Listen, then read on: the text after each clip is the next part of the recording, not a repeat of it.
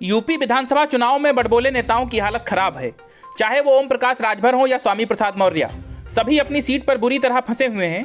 वहीं भारतीय जनता पार्टी से बगावत कर समाजवादी पार्टी का दामन थामने वाले पूर्व मंत्री स्वामी प्रसाद मौर्य को कुशीनगर की फाजिल नगर सीट पर बहुकोणीय संघर्ष का सामना करना पड़ रहा है, जिससे उनकी हालत खराब है।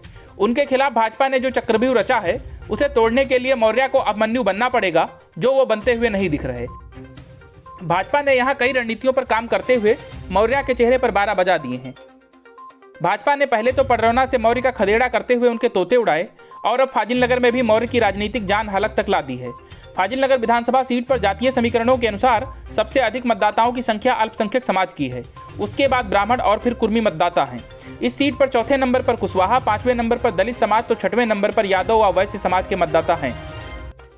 इसीलिए यहां समाजवादी पार्टी का यादव मुस्लिम समीकरण काम नहीं कर रहा है और मौर्य उसी वजह से परेशान है। बाकी बचे मौर्य और कुशवाहा वोटर भी भाजपा के पाले में हैं, क्योंकि भाजपा का उम्मीदवार कुशवाहा समाज से है। स्वामी प्रसाद मौर्य के सामने भाजपा ने इस सीट से लगातार 2 बार विधायक रहे गंगा सिंह कुशवाहा के पुत्र सुरेंद्र कुशवाहा को प्रत्याशी बनाया है, जबकि बसपा ने सपा के कद्दावर नेता रहे इलियास अंसारी को अपने साथ जोड़कर चुनावी मैदान में उतारा है। चुनावी जानकार बताते हैं कि फाजिल नगर का चुनाव मौर्य के लिए किसी गहरी खाई की तरह बन चुका है, क्योंकि अब ओवैसी ने भी अपना उम्मीदवार यहां पर उतार दिया है। साथ ही कांग्रेस का भी उम्मीदवार मौर्य को कड़ी टक्कर दे रहा है। स्वामी प्रसाद मौर्य खुद सपा के स्टार प्रचारक हैं और राज्य में प्रचार कर रहे हैं, इसीलिए यहां का चुनाव प्रचार उनके पुत्र अशोक मौर्य ने संभाल रखा है। लेकिन जमीनी हकीकत मौर्य के लिए अभी भी डराने वाली है। स्वामी प्रसाद मौर्य की मुश्किलें बढ़ाने के लिए भाजपा ने अपने स्टार प्रचारकों को फाजिल नगर भेजना शुरू कर दिया है, तो वहीं बसपा प्रत्याशी दलित समाज के साथ अल्पसंख्यक समाज को अपने साथ जोड़ बड़ा धमाल करने की रणनीति बना रहे हैं। बसपा प्रत्याशी इलियास अंसारी की सर्व समाज में अच्छी पकड़ बताई जा रही है। ऐसे में बसपा प्रत्याशी भाजपा और सपा दोनों ही दलों के मतदाताओं को साधते दिख रहे हैं। राजनीतिक जानकार यह भी बता रहे हैं कि फाजिल नगर के चुनाव में महत्वपूर्ण भूमिका अल्पसंख्यक, ब्राह्मण और कुर्मी मतदाताओं की हो सकती है। वहीं ब्राह्मण समाज भाजपा के पाले में जाता दिख रहा है, तो कुशवाहा समाज भाजपा के साथ अधिक और सपा के साथ बहुत कम है, जबकि यादव सपा और वैश्य भाजपा के पाले में है। वहीं चनाऊ, कुर्मी और अवधिया मतदाता भी भाजपा की तरफ झुके हुए हैं। राजनीतिक जानकार अपनी गणित के अनुसार जो तस्वीर दिखा रहे हैं, उसके अनुसार यहाँ की लड़ाई मौर्य के लिए अभी भी बहुत मुश्किल है और वो चुनाव हार सकते हैं। Bureau news, news of India. जमीनों के जरिए ट्रेडर फंडिंग करने वाले दाऊद इब्राहिम के मददगार नवाब मलिक की गिरफ्तारी के बाद महाराष्ट्र की सियासत में भूचाल आ गया है। शरद पवार और उद्धव ठाकरे ही नहीं, बल्कि ममता बनर्जी और अखिलेश यादव जैसे विपक्षी नेता भी नवाब मलिक के पक्ष में लामबंद हो गए हैं और अपने अपने सियासी मोहरे बिछाने लगे। एनसीपी की तरफ से साफ तौर पर कह दिया गया है कि नवाब मलिक अपने पद से इस्तीफा नहीं देंगे, लेकिन दूसरी तरफ बीजेपी इस्तीफे पर अड़ी हुई है। इस सवाल को लेकर बीजेपी सड़कों पर उतरेगी। दूसरी तरफ एनसीपी और शिवसेना के साथ कांग्रेस का इरादा भी कुछ ऐसा ही करने का है। लेकिन इन सबके बीच देवेंद्र फडणवीस ने नवाब मलिक पर गंभीर आरोप लगाए हैं। फडणवीस ने कहा कि दाऊद जैसे देश के दुश्मन को जिसके जरिए मदद पहुंची, उसको बचाने के लिए और उनका मंत्री पद बचाने के लिए पूरी महाराष्ट्र सरकार उनके पीछे खड़ी है। इसका जवाब देश को देना पड़ेगा। फडणवीस ने कहा कि महाराष्ट्र के मंत्री नवाब मलिक ने अंडरवर्ल्ड की मदद से करोड़ों की जमीन खरीदी। इस मामले में पूरी जांच के बाद ईडी की अदालत ने उन्हें 3 मार्च तक ईडी की हिरासत में भेज दिया है। ईडी अधिकारियों ने बताया कि मलिक का बयान पीएमएलए कानून के तहत दर्ज किया गया है। उन्हें इसी कानून के प्रावधानों के तहत गिरफ्तार किया गया, क्योंकि वह अपने जवाब में टाल मटोल कर रहे थे। उधर नवाब मलिक की गिरफ्तारी के बाद उपजे हालात पर चर्चा करने के लिए राष्ट्रवादी कांग्रेस पार्टी के कुछ मंत्रियों ने शरद पवार के घर पर बैठक की। नवाब मलिक को 3 मार्च तक 8 दिन के रिमांड पर भेज दिया गया है। नवाब मलिक पर ईडी के एक्शन पर देवेंद्र फडणवीस ने कहा कि ये बेहद गंभीर मामला है, राजनीतिक नहीं।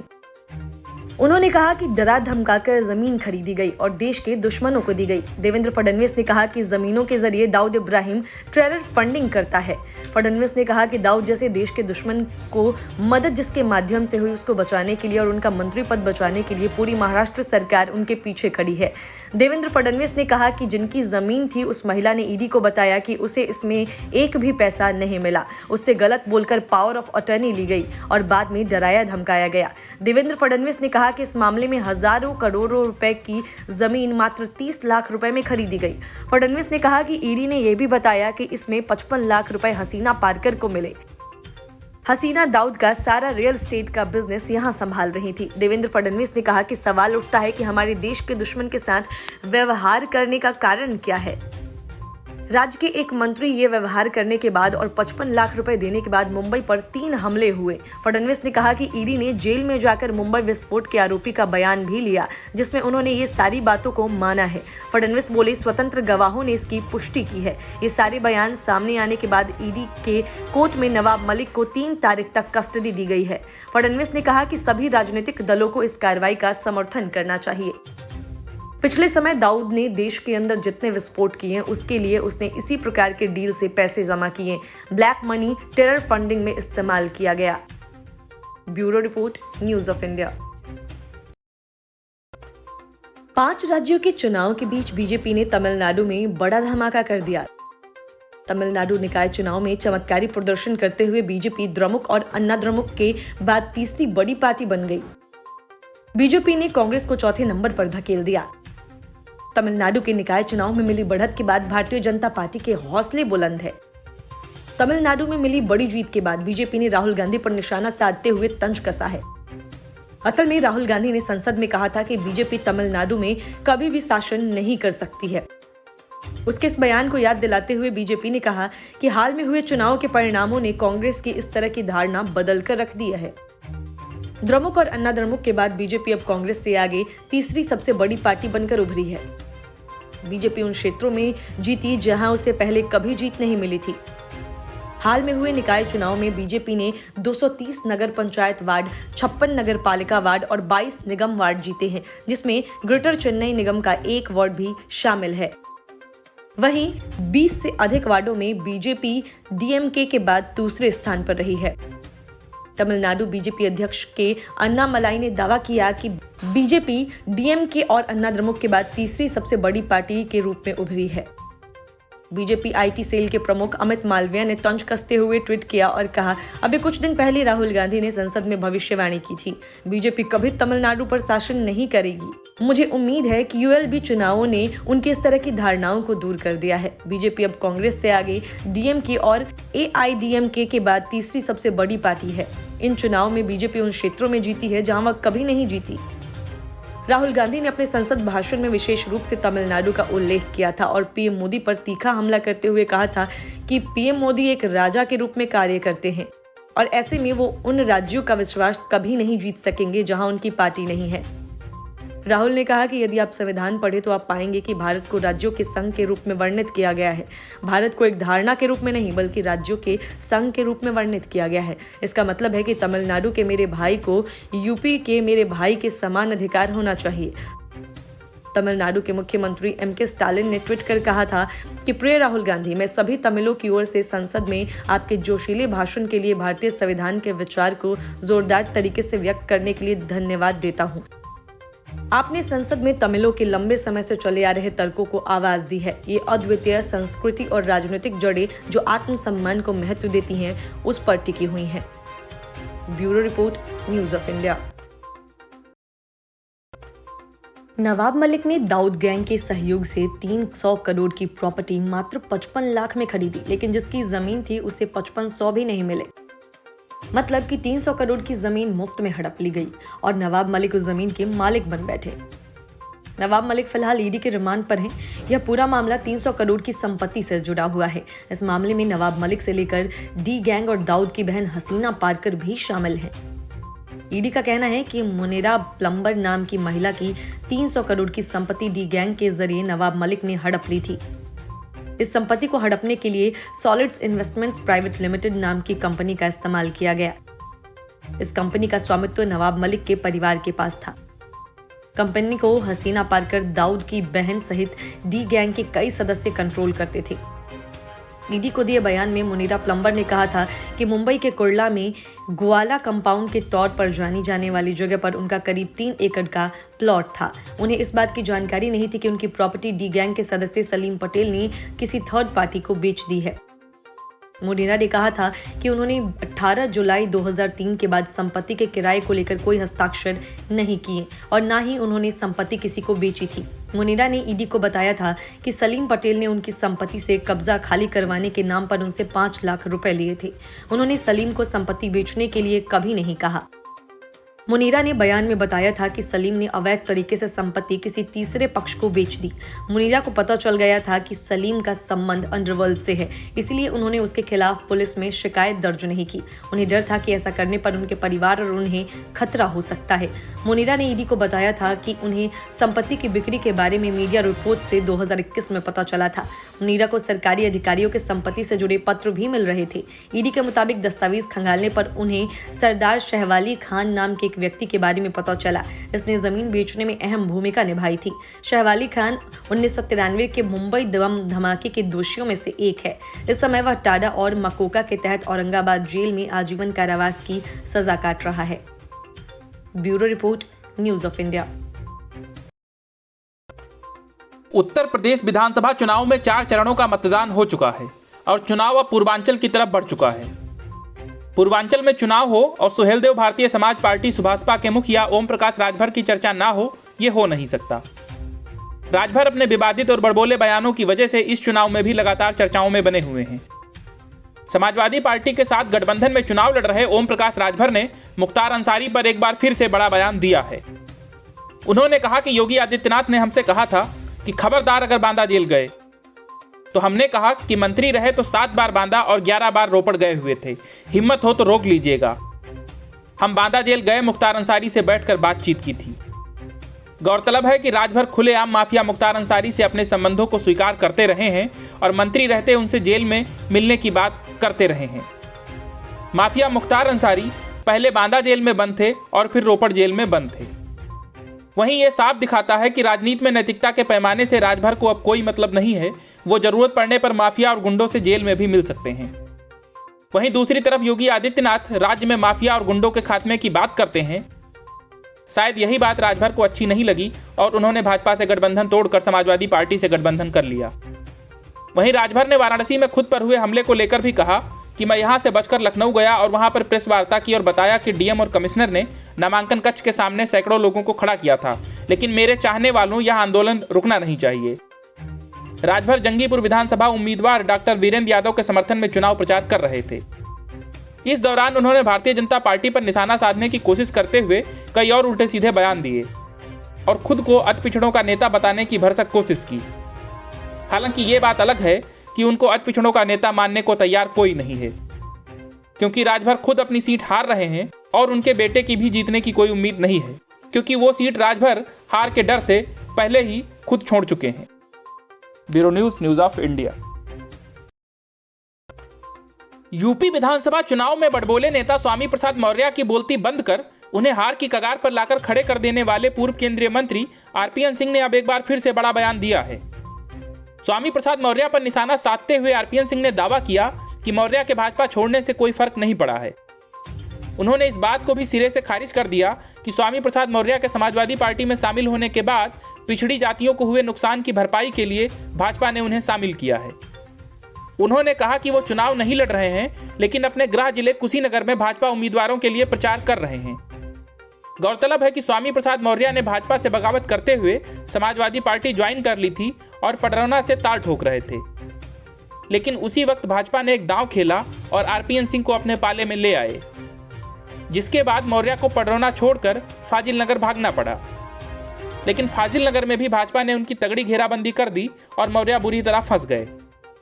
वहीं कांग्रेस छोड़कर हाल ही में बीजेपी में आने वाले आरपीएन सिंह ने कांग्रेस महासचिव प्रियंका गांधी के लड़की हूं लड़ सकती हूं अभियान पर भी तंज कसा। उन्होंने कहा कि कांग्रेस के इस अभियान का उत्तर प्रदेश विधानसभा चुनाव में कोई खास फर्क नहीं पड़ेगा। इस अभियान की एक पोस्टर गर्ल तो खुद भाजपा में आ गई हैं। कांग्रेस ने महिलाओं के नाम पर कांग्रेसी नेताओं की पत्नियों को ही टिकट दिया है।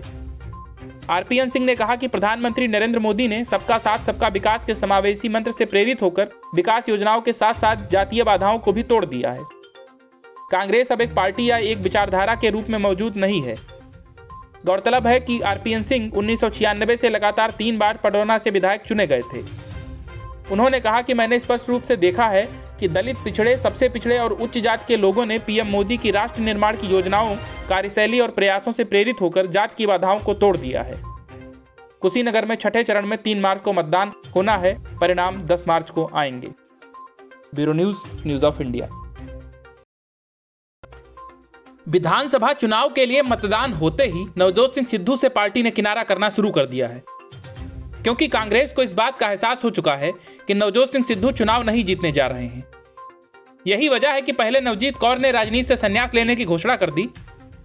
माना जा रहा है कि देर सवेर सिद्धू भी कॉमेडी शो में वापसी का रास्ता खोजेंगे, क्योंकि चुनाव नतीजों से पहले कांग्रेस की अहम मीटिंग में सिद्धू को बुलाया ही नहीं गया। हालांकि पार्टी के पंजाब मामलों के प्रभारी हरीश चौधरी और उप मुख्यमंत्री सुखजिंदर सिंह रंधावा जैसे नेता इस मीटिंग में शामिल रहे। सूत्रों का कहना है कि कांग्रेस के सीएम उम्मीदवार चरणजीत सिंह चन्नी की लीडरशिप में यह मीटिंग हुई। इस मीटिंग में चरणजीत सिंह चन्नी ने यह जानने की कोशिश की कि कांग्रेस पार्टी विधानसभा चुनाव में कितनी सीटों पर जीत दर्ज कर सकती है। ऐसा दावा भी किया जा रहा है कि नवजोत सिंह सिद्धू को मीटिंग के लिए न्योता ही नहीं दिया गया था। चरणजीत सिंह चन्नी की सरकार में शामिल कई मंत्री इस मीटिंग में शामिल रहे। प्रगट सिंह, राजेंद्र सिंह, सुखविंदर सिंह, भारत भूषण, कुलबीर सिंह और कैप्टन संदीप सिंह जैसे दिग्गज नेताओं ने कांग्रेस पार्टी की मीटिंग में हिस्सा लिया। प्रदेश कांग्रेस अध्यक्ष नवजोत सिंह सिद्धू ने मतदान से पहले ही अपने आप को लो प्रोफाइल कर लिया था। नवजोत सिंह सिद्धू ने चरणजीत सिंह चन्नी को सीएम उम्मीदवार बनाने के फैसले का समर्थन तो किया था, लेकिन इसके बाद से वह कैंपेन में भी बेहद कम दिखाई दिए। सिद्धू के परिवार की ओर से चरणजीत सिंह चन्नी पर सीधे हमले बोले गए। नवजोत सिंह सिद्धू अमृतसर ईस्ट से चुनाव मैदान में हैं। नवजोत सिंह सिद्धू को शिरोमणि अकाली दल के नेता विक्रम मजीठिया ने चुनौती दी है। सिद्धू और मजीठिया की टक्कर को पंजाब का सबसे हाई प्रोफाइल मुकाबला माना जा रहा है। पंजाब विधानसभा चुनाव के नतीजे 10 मार्च को घोषित होंगे। Bureau news of India. UP विधानसभा चुनाव में एक दिलचस्प मोड़ आया है। चुनाव के 4 चरण बीत जाने के बाद उत्तर प्रदेश में एक और बड़बोले नेता की आमद हुई है। सिद्धार्थनगर के डुमरियागंज विधानसभा में शिवसेना के सांसद संजय राउत और पार्टी नेता आदित्य ठाकरे प्रचार के लिए पहुंच गए और सीएम योगी से लोहा लेने की हुंकार भरी। डुमरियागंज से सीएम योगी का करीबी और हिंदू युवा वाहिनी से अपनी राजनीति की शुरुआत करने वाले राघवेंद्र सिंह भाजपा के विधायक और उम्मीदवार हैं। वहीं संजय राउत ने शिवसेना प्रत्याशी राजू श्रीवास्तव के समर्थन में एक जनसभा को संबोधित करते हुए राघवेंद्र प्रताप सिंह के शरीर में किसका खून है ये देख लेने की धमकी भी दे दी। गौरतलब है कि भाजपा विधायक राघवेंद्र प्रताप सिंह का एक वीडियो वायरल हुआ था, जिसमें वह यह कहते नजर आए थे कि जो हिंदू मुझे छोड़कर किसी और को वोट देगा उसका टेस्ट कराऊंगा कि उसमें हिंदू का ही खून है या फिर मुसलमानों का भी खून है। वहीं संजय राउत ने कहा कि हमारे हाथों में हिंदुत्व का केसरिया और भगवा है, लेकिन हमारे साथ हिंदू, सिख, मुस्लिम और ईसाई भी हैं। किसके शरीर में किसका खून है या 10 मार्च को पता चलेगा। उन्होंने कहा कि ये ईस्ट इंडिया कंपनी आपको 10 मार्च के बाद नहीं दिखेगी, यहां से वह हट गई है, यही समझ लो। वहीं महाराष्ट्र के मुख्यमंत्री उद्धव ठाकरे के पुत्र और शिवसेना नेता आदित्य ठाकरे ने भी भाजपा पर हमला बोलते हुए कहा कि हमें लगा था कि उत्तर प्रदेश में विकास होने वाला है। यह कैसा बहुमत है, जैसे कोई राजा को बहुमत दे वैसा बहुमत भाजपा को उत्तर प्रदेश में मिला, लेकिन जो भी सपने दिखाए गए वह सपने सपने ही रह गए, सपने खरे नहीं उतरे। उत्तर प्रदेश विधानसभा चुनाव के 5वें चरण के लिए 27 फरवरी को वोटिंग होगी। 5वें फेज में 12 जिले की 61 सीटों पर मतदान किया जाएगा। इस चरण में मतदाता 692 प्रत्याशियों की किस्मत को ईवीएम में कैद करेंगे। Bureau news of India. Suheldev Bharatiya Samaj party Subhaspa के मुखिया ओम प्रकाश राजभर कब क्या बोल दें कोई भरोसा नहीं। यूपी विधानसभा चुनाव में तो आए जब राजभर के बयान चर्चा बटोर रहे हैं। ताजा मामले में ओम प्रकाश राजभर ने एक बार फिर से ऐसा बयान दिया है जो चर्चाओं में आ गया। राजभर ने जंगीपुर विधानसभा क्षेत्र में एक जनसभा संबोधित करते हुए खुद को तो अनपढ़ बताया ही, साथ ही अपनी पार्टी के जिला अध्यक्ष और समाजवादी पार्टी के जिला अध्यक्ष को भी कम पढ़ा लिखा बोल दिया। यही नहीं, उन्होंने कहा कि अखिलेश यादव तो विदेश में पढ़कर आए हैं और हम लोग तो ऐसे ही हैं। फिर राजभर ने योगी पर भी विवादित बयान दिया और कहा कि हमने योगी जी को कहा था कि हम आपको गद्दी से उतार कर वहां भेज देंगे जहां भिक्षा मांगने की ट्रेनिंग दी जाती है। हालांकि राजभर भले ही कह रहे हों कि अखिलेश यादव विदेश से पढ़कर आए हैं और समाजवादी पार्टी भी ये प्रचारित करती हो कि अखिलेश के पास ऑस्ट्रेलिया की यूनिवर्सिटी ऑफ सिडनी से मास्टर्स की डिग्री है, लेकिन सच तो ये है कि 2022 के विधानसभा चुनाव में अखिलेश यादव ने अपने हलफनामे में इस डिग्री का जिक्र ही नहीं किया है। अखिलेश यादव करहल सीट से चुनाव लड़ रहे हैं और नामांकन दाखिल करते हुए उन्होंने अपनी विदेशी डिग्री का जिक्र नहीं किया था। इसीलिए कभी समाजवादी पार्टी के महासचिव और मुलायम के दाहिने हाथ माने जाने वाले स्वर्गीय अमर सिंह की उस बात को बल मिलता है जिसमें उन्होंने कहा था कि जहां तक मुझे मालूम है अखिलेश ने अपनी मास्टर्स की डिग्री कभी पूरी ही नहीं की। वह परीक्षा के दौरान अपने सिख दोस्तों के साथ कनाडा चले गए थे। मुलायम सिंह यादव उनकी इस हरकत से बहुत नाराज हुए और चिंतित थे। वहीं ओम प्रकाश राजभर ने कहा कि जब सीएम योगी से उनका झगड़ा हुआ था उसी रात उन्होंने अखिलेश यादव से बात कर ली थी और भाजपा से गठबंधन तोड़ लिया था। उन्होंने कहा कि समाजवादी पार्टी और सुहेलदेव भारतीय समाज पार्टी का गठबंधन कोई नया नहीं है, बल्कि ये गठबंधन तो उसी वक्त हो गया था जब मंत्रिमंडल में योगी से पहली बार झगड़ा हुआ था। उसी रात में हमारी और अखिलेश से बात तय हो गई थी। Bureau news, news of India.